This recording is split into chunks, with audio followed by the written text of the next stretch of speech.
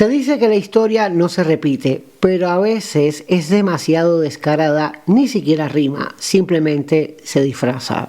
En Chequia, esa rima no es un verso dulce, es un eco duro, casi metálico, que golpea la memoria. Porque este país vivió 41 años bajo el comunismo, un sistema que pretendía regularlo todo: la política, la economía, las ideas, incluso los sentimientos.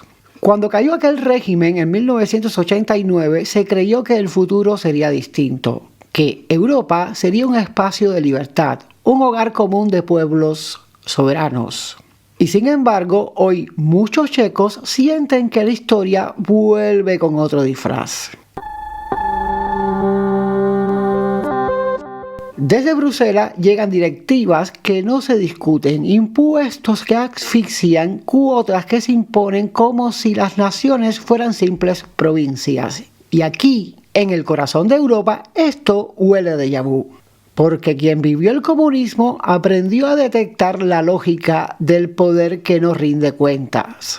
Los que nunca lo vivieron creen que la Unión Europea es un ideal puro de paz, prosperidad, cooperación. Para los checos y para todos los pueblos que conocieron el comunismo, la realidad es otra.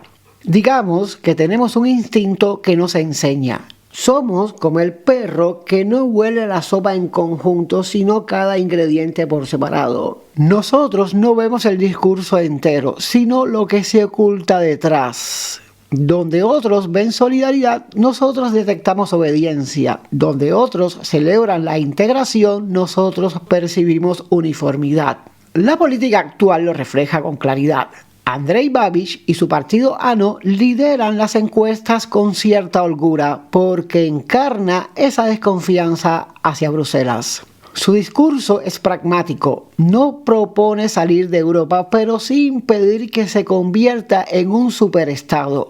A su lado, partidos como SPD hablan más fuerte y llaman las cosas por su nombre. Bruselas legisla con la misma arrogancia con la que Moscú dictaba órdenes. Incluso movimientos de protesta como los motoristas capitalizan este hartazgo del ciudadano común, ya que no creen en burócratas lejanos. Y mientras tanto, la minoría europeísta, los que aún creen que Bruselas es la salvación, repiten dogmas verdes, climáticos, migratorios, como si fueran consignas ideológicas. No es casualidad, Václav Klaus lo advirtió hace años.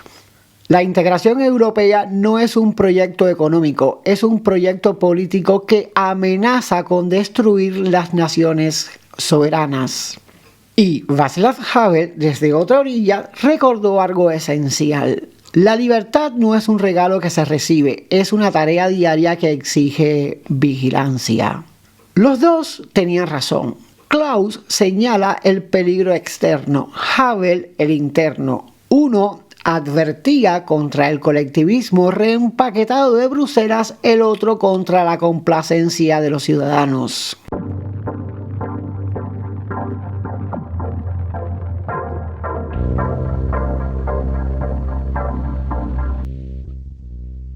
Y aquí quiero abrir un paréntesis. Yo personalmente no confío para nada en el político o partido político que me venga con la narrativa de que defiende los valores de un muerto, porque el muerto no puede regresar de su plano espiritual para decirle a ese político: mira chico, no me metas en tu ridiculez. Y para poner un ejemplo rápido, Fidel Castro decía defender los valores de José Martí, una persona que fue profundamente anticomunista. Pero ese detalle, claro que fue omitido. Claro que Martí, que había muerto 60 años antes, no pudo defenderse cuando Castro, en el juicio por el asalto a un cuartel militar y un hospital civil, lo implicó como autor intelectual del primer acto terrorista del naciente movimiento 26 de julio. Claro, es muy fácil, repito, justificarse en un muerto que no te puede desmentir, que no se puede defender. Lo mismo pasa con Havel y Masaryk. No pueden regresar de la tumba para aclarar que ellos lo que defendían era la soberanía de Checoslovaquia. También cuando escucho a nuestros gobernantes hablar de la providencia en lugar de hablar de Dios o de hablar de su responsabilidad política, me viene un eco que conozco demasiado bien, porque la providencia en boca de un filósofo puede sonar profundo, en boca de un creyente puede ser fe, esperanza, pero en boca de un burócrata es otra cosa, es opio ideológico. Nos dicen, acepten lo que se dicta en Bruselas, porque todo forma parte de la providencia. Lo que realmente quieren decir es resígnense, no se rebelen, callen, lo que ocurre es inevitable. Es la misma fórmula que usaba Moscú cuando repetía que el partido conocía el rumbo de la historia y que todo sacrificio era parte del destino socialista. Cambian las palabras, cambian los trajes, pero la manipulación es la misma. Aquí significa obediencia, aquí significa anestesia. Aquí significa un mecanismo perfecto para domesticar a pueblos enteros bajo la máscara de la neutralidad.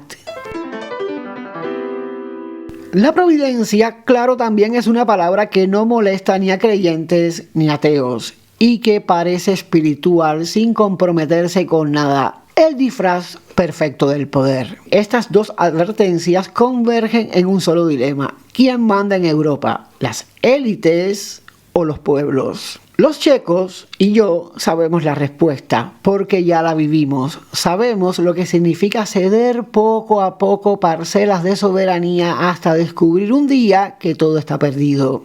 Y por eso desconfiamos, no porque seamos antieuropeos, sino porque somos antiimperiales.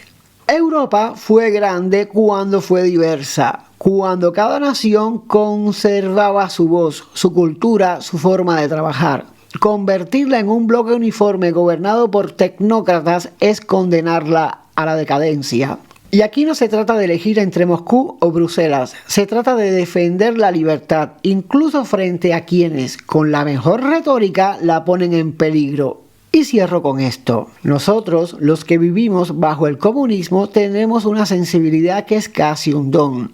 Igual que el perro que descubre la droga porque no huele la sopa sino cada especie, nosotros olemos lo que se esconde en los discursos globalistas. Donde otros ven cooperación, nosotros percibimos obediencia. Donde otros oyen promesas de prosperidad, nosotros escuchamos consignas disfrazadas. En Bruselas hablan de transición verde, de cuotas de solidaridad y de un futuro sostenible. Pero aquí, en Chequia, un padre no piensa en estos eslogan. Piensa en cómo va a pagar la calefacción sin arruinarse. Allá celebran tratados de migración como si fueran líneas en un Excel. Aquí una madre se pregunta si en la escuela de su barrio todavía habrá espacio y seguridad para sus hijos. Esa es la diferencia. Ellos juegan con conceptos, nosotros aquí sangramos con las consecuencias. Y cuando estos burócratas nos dicen que todo esto es parte de la providencia, lo que escuchamos no es neutralidad, es el viejo truco del poder. Es lo mismo que Moscú nos decía durante el comunismo: aguanten, callen, todo está escrito, su sacrificio será recompensado en algún momento. Mentira. Esa providencia era el disfraz de la dominación. Hoy Bruselas pretende el mismo papel con palabras más suaves y edificios más elegantes, pero con la misma lógica: uniformar, controlar, someter. Y nosotros, que vivimos bajo el Politburó, lo olemos desde lejos. La providencia no está en un reglamento europeo ni en un comité climático. La verdadera providencia es la dignidad de un pueblo que decide decir basta, que prefiere equivocarse por sí mismo antes que obedecer a iluminados que jamás han pisado un mercado, un taller o una mina.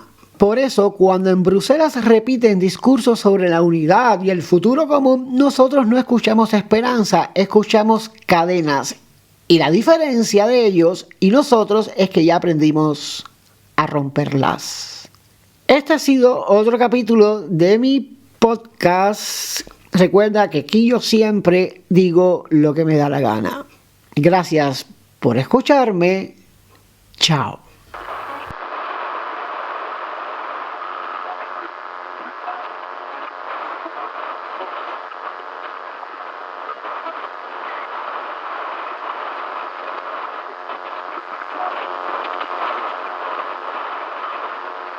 Se dice que la historia